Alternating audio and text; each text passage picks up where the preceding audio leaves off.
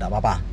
Tapi saya bilang ibadah ini kami lakukan, ini perintahnya Tuhan Yesus, Tuhan saya. Jadi kalau Bapak atau semua orang-orang berani melarang kami beribadah, padahal kami mau menyenangkan itu Tuhan, maka urusannya Bapak dengan Tuhan. Kami nggak apa-apa, nggak ibadah, mau ibadah pribadi masing-masing berdoa, tapi biarlah Bapak yang berurusan dengan Tuhan. Lalu kami bubar, anggota saya suruh bubar. Nah itu jam 3 sore kami ibadah.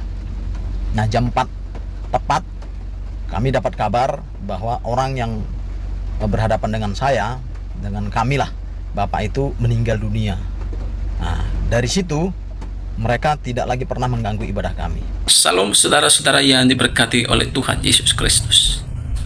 Bagaimana kabar kita semua? Kiranya kabar kita selalu baik-baik saja dan diberkati oleh Tuhan Yesus Kristus. Kita bersyukur punya Tuhan kita adalah Tuhan yang hidup, Tuhan yang benar, dan Tuhan yang menyertai kita hingga pada hari ini.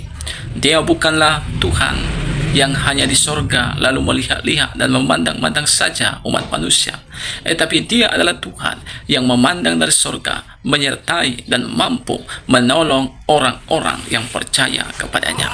Berikut video cuplikan kesaksian yang luar biasa. Kita dengarkan seorang pendeta, bagaimana orang-orang yang melarang mereka beribadah, mereka mengalami suatu kengerian sehingga mereka tidak berani lagi mengganggu orang-orang Kristen yang ada pada waktu itu beribadah. Kita simak cuplikan berikut videonya. Salam sejahtera, selamat pagi Bapak Ibu yang dikasihi Tuhan Yesus Kristus. Saya dapat kiriman video dan ditanya.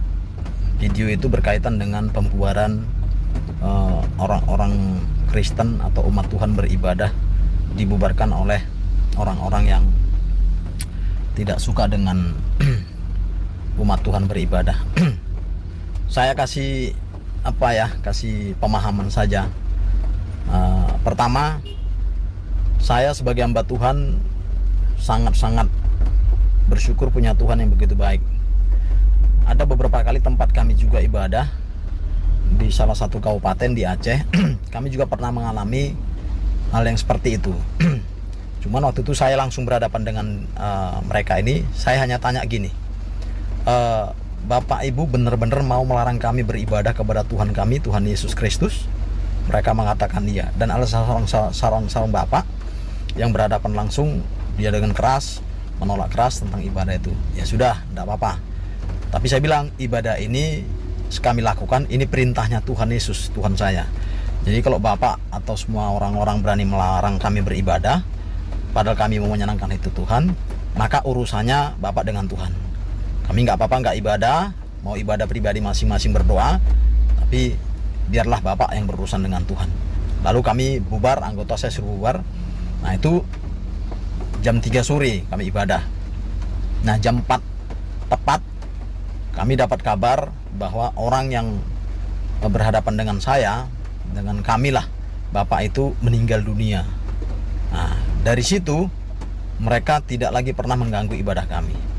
Dan ada juga sekali ada seorang, katakanlah juga imam satu masjid, yang mengganggu ibadah juga itu di daerah Menteng. Nah waktu itu saya dipanggil. Nah, saya juga katakan kepada jemaat tenang ya. Saya tanya lagi, apakah Bapak melarang kami ibadah? Iya, oke. Kami mau ibadah menyenangkan hati Tuhan kami, Tuhan Yesus. Kalau Bapak yang melarang kami ibadah, biarlah Bapak yang berurusan dengan Tuhan kami. Nah itu juga begitu. Nah itu kejadiannya jam 10 siang, tapi dia meninggal jam 8 malam. Nah, jadi gini Bapak Ibu, anak-anak Tuhan, khususnya para gembala ya, kita nggak usah ngotot. Artinya betul ibadah itu penting. Kalau kita ibadah itu dilarang ya, atau kita ibadah itu di demo, nggak usah susah-susah, nggak usah viral-viralkan. Hadapi aja orangnya, ingatkan, dan Anda harus beriman. Pendeta ini harus beriman dan hidup kudus. Pendeta-pendeta hidup kudus lah. Karena apa? Saya sampai hari ini percaya Tuhan saya ajaib. Apa yang saya omongkan itu Tuhan kehendaki. Itu bukan doa. Saya nggak menginginkan orang lain mati, enggak. Tapi ketika saya sampaikan itu, saya katakan Anda berurusan dengan Tuhan, itu luar biasa. Saya nggak takut berurusan dengan siapapun, dengan polisi, tentara, dengan siapapun lah pokoknya. Kalau orang dia. Tapi kalau sudah berurusan dengan Tuhan, hati-hati. Tuhan Yesus itu hidup. Jadi kalau ibadahmu, gerejamu ditolak, tidak boleh ibadah, nggak usah ribut, nggak usah viralkan. Hadapi orang itu dan tanya, apakah Bapak melarang kami beribadah menyenangkan hati Tuhan kami, Tuhan Yesus? Kalau dia katakan iya, biarlah Bapak berurusan dengan Tuhan. Biar Tuhan yang urus. Setelah kejadian itu lihatlah, pasti ada hal yang luar biasa. Nggak usah ribut-ribut, nggak usah ribut-ribut. Kalaupun dilarang ibadah di situ, pergi pulang ke rumah masing-masing, ibadah dulu masing-masing. Ingat, dengan beriman, hati yang tulus, Tuhan itu nggak tidur, Tuhan itu hidup. Yakinlah, kalau itu Bapak Ibu lakukan, nggak usah viral-viral, hadapi saja dan tanyakan, apakah Anda melarang kami beribadah? Kami biar ibadah ini diperintahkan oleh Tuhan, menyenangkan hati Dia. Tapi kalau Bapak berani perintahkan kami nggak boleh menyenangkan hati Dia, biarlah Bapak berurusan dengan Tuhan. Biar Tuhan yang ngurus. Dan berapa kejadian itu membuat orang tidak lagi mau mengganggu ibadah kami sebagai orang Kristen. Terima kasih, salam damai, tetap semangat. Dengan panggilan Tuhan, setia sampai Tuhan panggil, maka kita ada di surganya yang kudus. Salam, salam penginjilan Mamos. Tuhan memberkati. Itu dia saudara video cuplikan yang baru saja kita tonton tadi videonya. Bagaimana seorang pendeta ini dengan tegas dan dengan beriman berkata kepada orang-orang yang mengganggu mereka beribadah. Beliau berkata, kalau memang kalian mau mengganggu kami, biarlah kalian berurusan dengan Tuhan.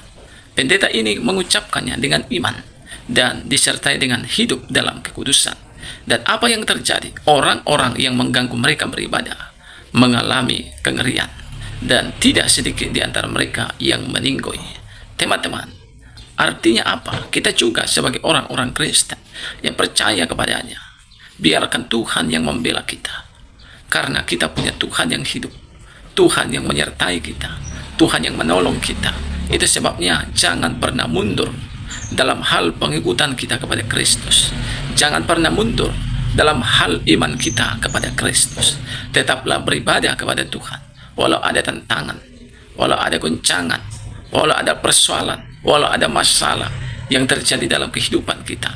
Itu hanyalah sebuah tantangan seperti batu kerikil yang mana itu tidak akan bisa mencelakai kita. Kita punya Tuhan yang benar. Dan kita melihat bagaimana di hari-hari ini begitu banyak ya dari oknum-oknum tertentu yang dipakai oleh setan untuk membubarkan ibadah kekristenan. Bahkan orang Kristen berdoa di rumah sendiri pun dilarang. Nah, ini adalah salah satu pekerja setan. Itu sebabnya kita jangan tergoncang iman kita gegara hal tersebut. Mari kita serahkan kepada Tuhan. Ada beberapa poin penting yang harus kita lakukan, seperti yang dikatakan oleh Bapak Pendeta tadi. Yang pertama, kita harus beriman. Kita beriman dengan ucapan kita. Kita beriman bahwa kita punya Tuhan yang hidup, yang pasti akan menyertai kita. Yang kedua, saudara, kita harus hidup dalam kekudusan. Dan orang yang hidup dalam kekudusan, ada pembelaan Tuhan dalam kehidupannya. Orang-orang benar itu akan disertai oleh Tuhan. Dan orang benar itu 7 kali mereka jatuh, Tuhan akan memberikan mereka kekuatan sehingga mereka bangkit kembali, sehingga dunia tidak bisa mempermainkan mereka. Teman-teman, kiranya video yang saya bagikan ini boleh memberkati kita, menambah iman kita, menambah pengetahuan kita. Kiranya Tuhan memberkati kita. Salam dan sampai jumpa di video selanjutnya.